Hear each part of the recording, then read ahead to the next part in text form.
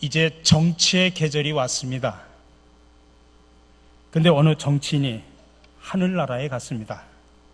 그가 천국과 지옥의 갈림길에 이르자 어느 쪽을 선택할 것인지 결정하라는 소리가 들렸습니다. 그의 선택에 도움을 주기 위해서 하루의 시간이 주어졌고 먼저 지옥에 가봤습니다. 지옥엔 그의 정치인 친구들이 수두룩했고 그들은 멋진 골프장에서 골프를 치면서 와인을 마시고 티본 스테이크를 먹고 있었습니다. 다음으로 천국에 가봤더니 그곳 사람들은 모두 구름 위에 둥둥 떠다니면서 악기를 연주하며 노래를 부르고 있었습니다. 자, 이제 천국과 지옥 중 어느 것을 선택하겠느냐? 그 물음에 정치인은 시간 길게 끌 필요 없이 단호하게 이야기합니다. 지옥을 선택하겠다. 이윽고 지옥에 들어가 보니 이게 웬일?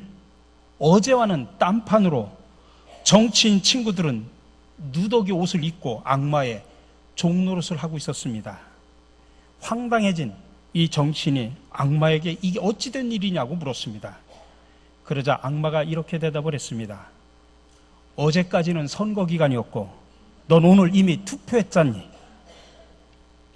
물론 우스갯소리입니다마는 우리 인생은 둘 사이에서 선택을 해야 될 때가 참으로 많습니다. 신앙의 길을 걸을 것인가, 불신앙의 길을 걸을 것인가, 또 십자가를 가운데 두고 왼편을 선택할 것인가, 오른편을 선택할 것인가라고 하는 문제들입니다. 예수님의 십자가를 중심으로 우리가 좌편이든 우편이든 우리의 인간은 선택하며 살게 됩니다. 여기 좌우편의 두 사람은 온 인류를 상징하는 대표자라 말할 수 있습니다. 우리 모두는 흉악범입니다. 좌편에 서 있든 우편에 서 있든 서야 하는 사람들입니다. 복음서에는 본문에 등장하는 두 강도의 이름이 누구인지 나타나 있지 않지만 외경인 도마복음에 보면 왼편 강도의 이름은 게스타이고 오른편 강도의 이름은 데스마이라고 하는 구체적인 이름이 나타납니다. 어쨌든 이 두 강도가 당시 십자가에서 사형을 받을 정도면 그들은 아마 로마 전복을 노린 아주 로마 입장에서 보면 극형에 처할 범법자들임에 분명합니다. 예수님 시대 당시의 십자가형은 한 가지 중요한 목적이 있습니다. 로마 황제에 대항해서 반란을 일으키거나 국법 질서를 문란시키는 사람들, 혹은 살인이나 폭동을 일으키는 흉악범들을 처벌하기 위해서 그때까지 인류가 고안해낼 수 있는 가장 잔인한 사형 방법이 바로 십자가형이었던 것입니다. 그런데 이 십자가형은 철저하게 공개적으로 이루어졌습니다. 다시 말하면 그 십자가형의 잔인성을 만천하의 대중들에게 보여줌으로써 똑같은 범죄가 재발되는 것을 막는 데 있었습니다. 인간이 느낄 수 있는 최고의 수치와 고통을 온 천하에 공개함으로써 이를 지켜보는 백성들이 공포에 떨게 해서 비슷한 범죄를 미리 예방하려고 하는 그 중요한 목적이 있었습니다. 그러나 예수님께서 잔인무도한 강도 두 사람 사이에 끼어가지고 함께 십자가에 못 박히신 것은 그것은 우연이 아니라 하나님의 세밀하고 섬세한 뜻이 있었기 때문입니다.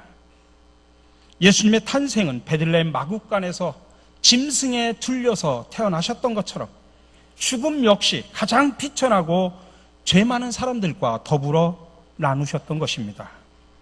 이 세상에서 가장 극악무도한 강도들과 똑같은 죄인이 되셔서 십자가에 못 박히신 것입니다. 오늘 두 사람의 강도들 중에 어떤 사람이 더 많은 죄를 저질렀는지 우리는 분명히 알 수는 없습니다. 그러나 이들은 분명히 전과가 많은 강도임에 틀림이 없습니다. 그러니 최고의 형인 십자가 형에 처해진 것입니다. 그러니 이들은 도적들이요 강도들입니다. 근데 여러분, 오늘 우리의 모습을 되돌아보면 이들과 마찬가지로 우리 역시도 도적들이고 강도들입니다. 하나님께서 우리에게 생명을 주시고 달란트를 주시고 물질을 주시고 친구와 기회와 시간을 주셨는데 우리는 그 모든 것을 하나님을 위해 쓰질 않았습니다. 거꾸로 나 자신의 이기적인 목적만을 위해서 사용해 왔습니다. 그러므로 우리 역시 영적으로 보면 도적들이여 십자가 위에서 형벌받아야 마땅한 강도들입니다. 그러므로 오늘 우리가 기억해야 될 것은 예수님의 좌우편에 각각 못 박혔던 강도들이 우리의 모습일 수 있다는 사실입니다. 그런데 두 사람의 강도가 똑같이 십자가 위에서 최후를 맞이했지만 예수님을 대하는 태도는 판이하게 달랐습니다. 왼편에 있던 게스타인은 이렇게 예수님을 조롱하고 비방합니다. 네가 그리스도가 아니냐? 너와 우리를 구원하라. 오늘 본문을 자세히 읽어보면 예수님께서 십자가에 달리실 때 예수님을 조롱하던 무리는 크게 세 부류였습니다. 35절에 보면 유대교의 관원들과 백성들이 예수님을 비웃습니다. 저가 남을 구원하였으니 만일 하나님이 택하신 자 그리스도이면 자신도 구원할 거야. 그런 이야기입니다. 36절, 37절에 보면 로마 군병들이 예수님께 심포도를 주면서 희롱합니다. 네가 만일 유대인의 왕이면 네가 너를 구원해봐라. 너도 구원 못하는 주제 하면서 지금 조롱하는 겁니다. 그리고 마지막으로 오늘 왼편 강도가 이들 무리와 똑같은 방법으로 예수님을 모욕했습니다. 그러나 오늘 본문의 주인공인 오른편 강도 데스마이를 보십시오.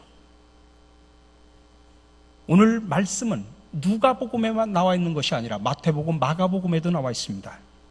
마태복음 27장 44절, 마가복음 15장 23절에 보면 두 강도가 함께 예수를 욕하였더라고 그 본문에서는 두 강도가 함께 욕했다라고 기록하고 있습니다. 그런데 오늘 유독 누가복음에서만큼은 한편 강도는 예수님을 향하여 원망하고 조롱했지만 한편 강도는 회개했다고 기록합니다.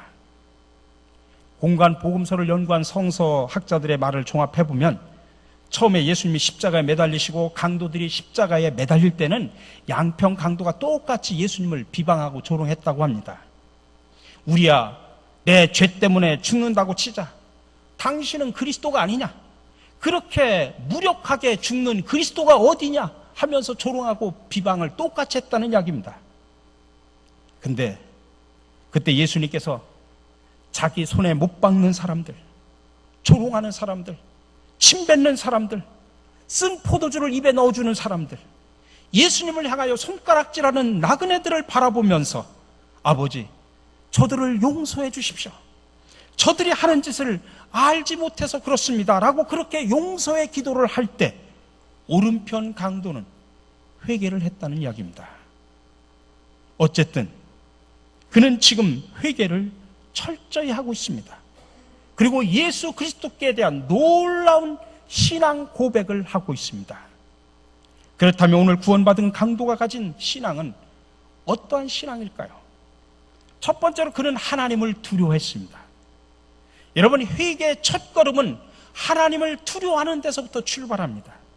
오늘 40절입니다. 하나는 그 사람을 꾸짖어 이르되 내가 동일한 정죄를 받고서도 하나님을 두려워하지 아니하느냐. 그는 자신의 육신의 생명이 끝날 때 하나님의 심판대 앞에 서야 될 것을 깨달았습니다. 그는 자기의 죄로 인해서 하나님으로부터 받게 될 심판을 생각할 때 어찌 하나님을 두려워하지 않을 수 있겠습니까? 그래서 그는 다른 친구를 책망하면서 너는 하나님이 두렵지도 않느냐? 그렇게 이야기하는 것입니다. 이 사람은 하나님에 대한 경외감과 최후 심판에 대한 두려움을 가졌습니다. 두 번째로는 자기가 죄인임을 깨달았습니다. 오늘 41절에 보면 우리는 우리가 행한 일에 상당한 보응을 받는 것이니 이에 당연하거니와. 그는 자기가 얼마나 큰 죄인인가를 깨달았습니다. 하나님 앞에서 자신이 얼마나 끔찍한 죄를 지었는지 깨달았습니다. 자기의 죄로 말미암아 십자가에 매달린 것은 당연하다라고 고백을 하고 있습니다.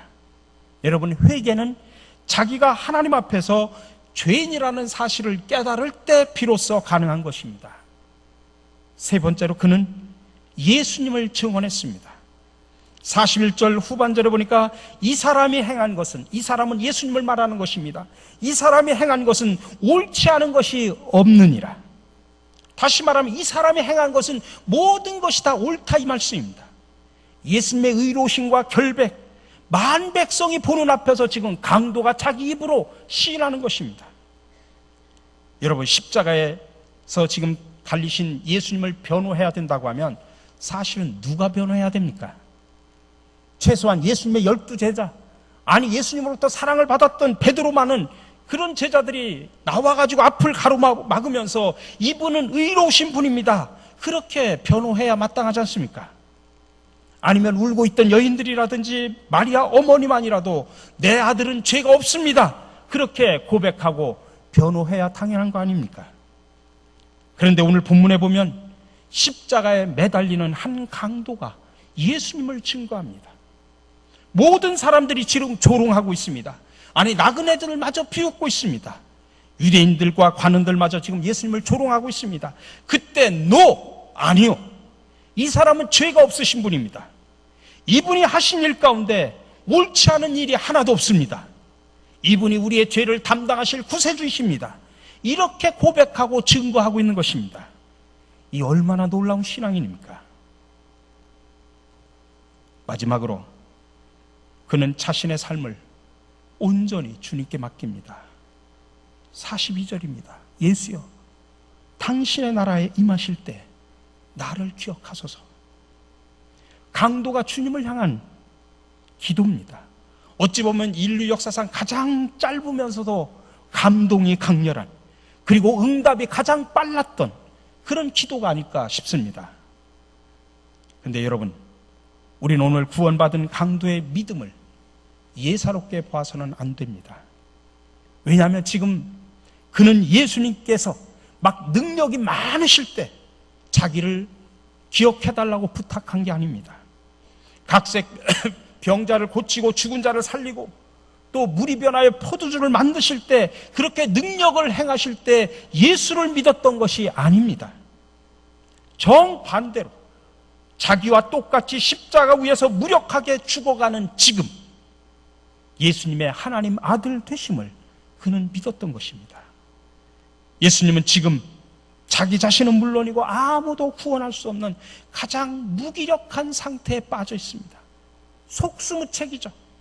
아무것도 하실 수 없는 절망적인 상황 한가운데 빠진 예수님께 지금 부탁하고 있다 이 말씀입니다. 여러분, 우리가 누구에게 도움을 필요할 때 우리가 상식적으로 나와 똑같이 어려움에 빠진 사람에게 부탁하는 사람이 있습니까? 그렇지 않지 않습니까? 이게 상식이죠.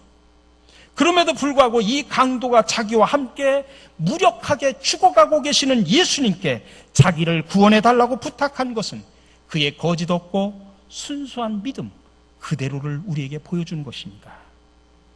그러자 주님은 바로 응답하십니다.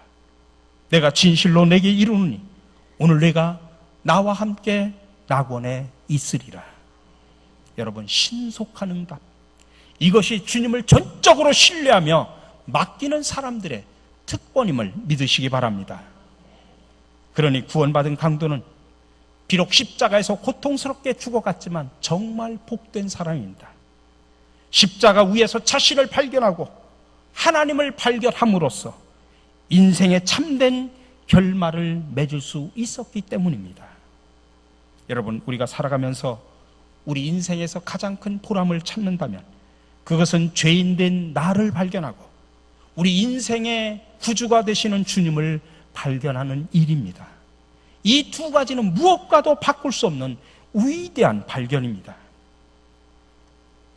네덜란드의 화가인 렘브란트라는 화가가 있습니다. 그는 많은 종교화를 그린 사람입니다. 그의 유명한 탕자의 비유도 있고, 근데 그의 그림 가운데 지금 나와 있는 세계 십자가라는 명화가 있습니다.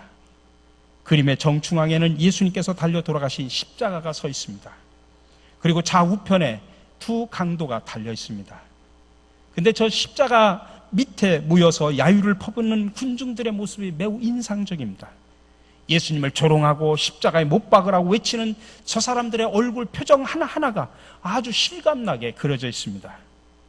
근데 여러분, 저 그림을 자세히 보면 그림 모퉁이 구석에다가 그림자에 가려 간신히 알아볼 수 있는 사람의 얼굴 하나가 그려져 있습니다. 미술가들은 이 사람은 렘브란트가 자신의 모습을 거기에다가 그려 넣은 것이라고 이야기를 합니다. 왜 그럴까요? 렘브란트 역시 예수님을 십자가에 못 박는 일에 동참했다는 사실을 상징적으로 표현하고 싶었던 것입니다. 그렇습니다. 우리 모두는 그때 그 무리들과 함께 예수님을 십자가에 못 박은 주인공들입니다. 뿐만 아니라 우리의 생이 끝나는 날 예수님의 오른편과 왼편에 달린 강도들처럼 천국이냐 지옥이냐 둘 중에 하나를 선택해야 할 입장에 놓이게 될 것입니다. 그렇다면 오늘 여러분은 어떤 십자가를 선택하시겠습니까? 구원받은 강도의 십자가입니까? 아니면 구원받지 못한 강도의 십자가입니까? 부디 바라기는 우리 모두 아직도 부족하고 죄 많은 삶을 살아가고 있지만 구원받은 강도처럼 그 십자가 위에서 나 자신을 발견하고 하나님을 발견함으로 인해서 하늘나라의 주인공이 되어 인생을 아름답게 마무리하며 살아가는 저와 여러분들이 되시기를 주님의 이름으로 간절히 축원합니다. 사랑의 주님, 오늘 십자가 위의 두 강도를 바라보며 우리의 모습을 되돌아봅니다. 그들이 바로 나였음을 이 시간 솔직히 고백합니다. 자비의 주님, 우리도 오른쪽 강도 데스마이처럼 하나님을 경외하고 나 자신이 죄인임을 깨달아 주님 앞에 바로 서게 하옵소서. 그리고 어느 상황 속에서도 주님만을 의지하게 하시고 증거하며 살아가게 하옵소서. 십자가에서 우리를 구원하시기 위해 피를 흘리신 예수 그리스도의 이름으로 기도드립니다. 아멘.